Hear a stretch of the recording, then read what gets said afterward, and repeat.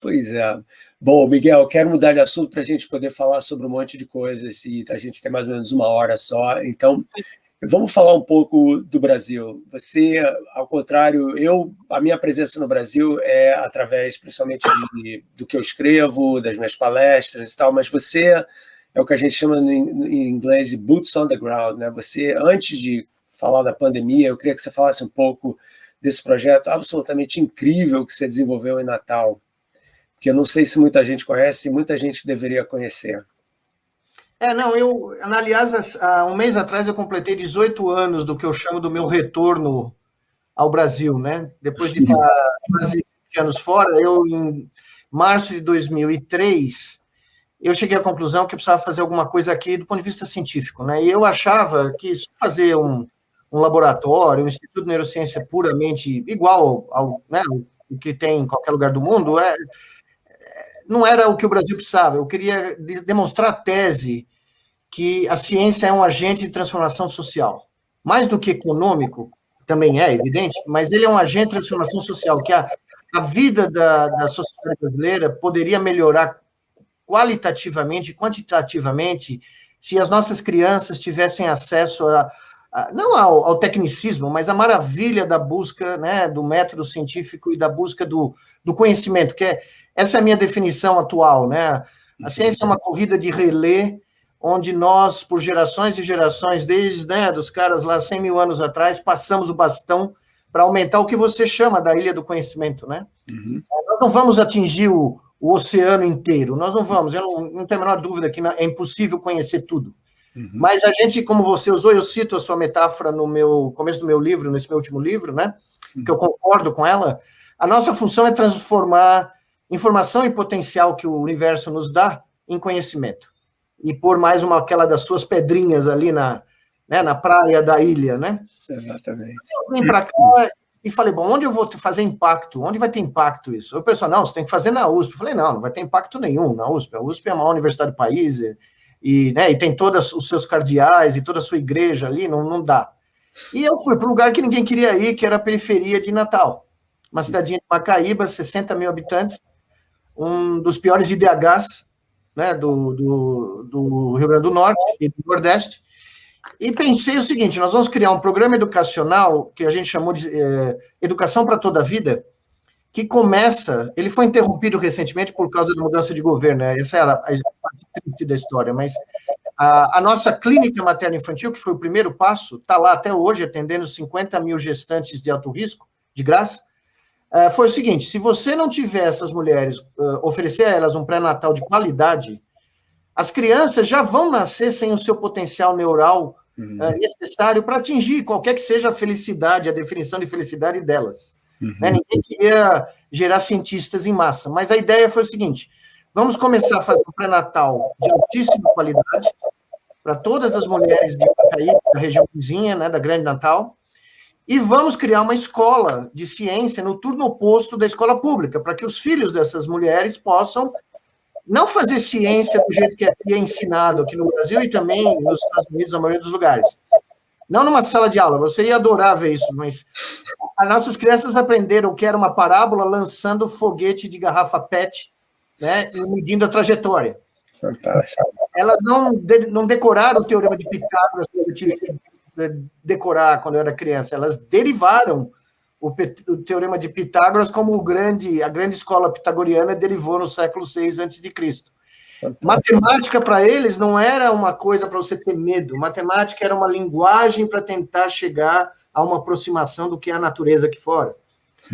Com isso, nós, durante 10 anos, tivemos 12 mil estudantes. No final, nós tínhamos 1.500 em 3 escolas, 2 no Rio Grande do Norte e uma no interior da Bahia.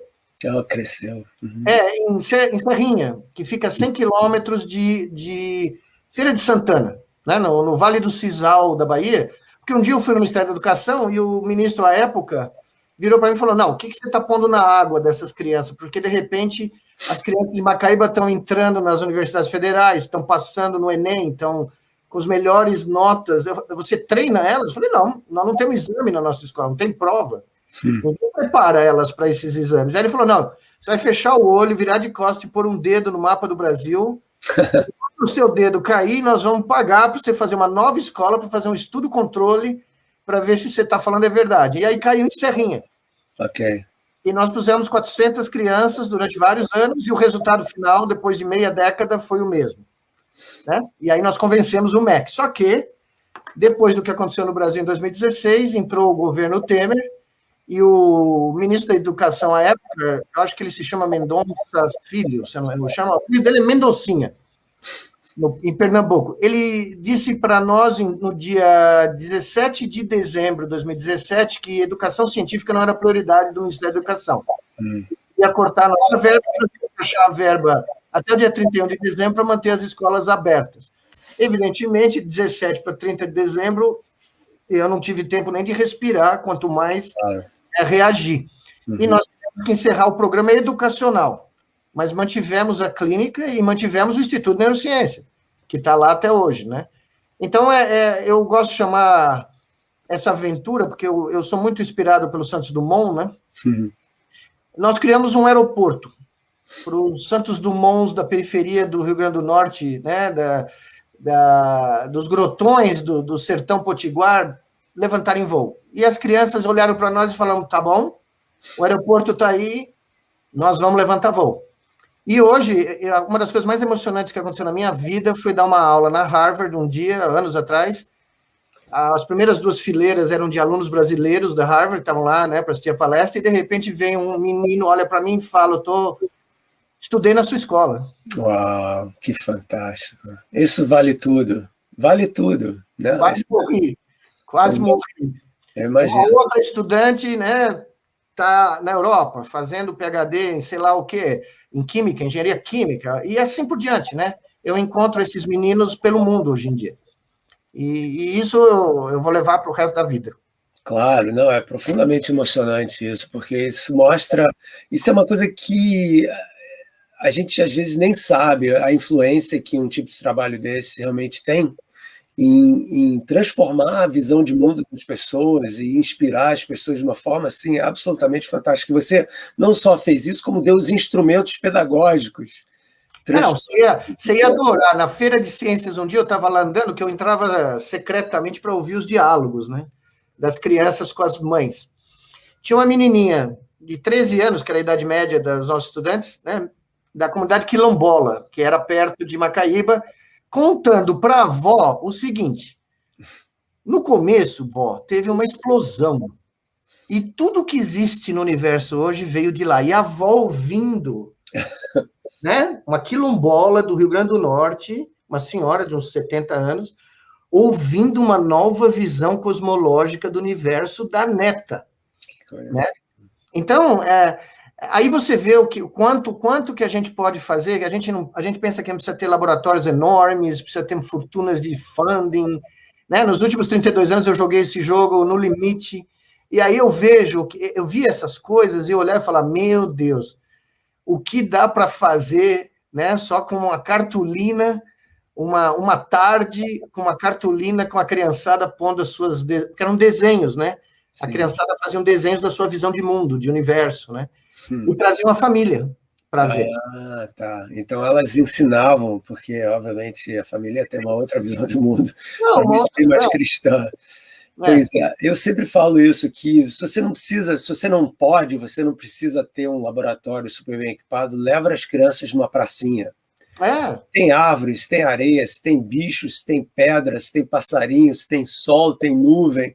Você tem um laboratório de tudo, entendeu? Você pode falar sobre um monte de coisas diferentes, pode fazer um monte de experiências brincando. E essa ideia do ensino lúdico, você mesmo falou, né? Olha como a sua vida, de uma certa forma, reflete essa sua visão de mundo, né? Fala, eu quero virar cientista para poder continuar brincando, para continuar sendo aquela criança, né? Que nem o Isidore Rabi falava, o cara que descobriu a ressonância magnética nuclear, que falava que os cientistas são os Peter Pans da sociedade, né? Porque são os que estão sempre no que não querem crescer, né? Querem viver naquela terra do nunca e tal, perguntando por quê. E eu perguntaria para ele, crescer para quê, né? Olha o que os adultos do mundo estão fazendo com o mundo, né? Alô, pessoal, muito obrigado por assistir a esse corte. E como esse, vão ter muitos outros. tudo depende de vocês. Inscrevam-se no canal, deem os seus likes, porque quanto mais o canal crescer, mais tempo eu vou ter para fazer essas coisas e todo mundo ganha com isso. Eu dando esse conhecimento, essa presença para vocês e vocês aprendendo e todos nós crescendo juntos, que é o que eu realmente quero. Então inscrevam-se, deem o seu like, assistam a esses cortes e vão ter um monte de outros. Até daqui a pouco. Obrigado.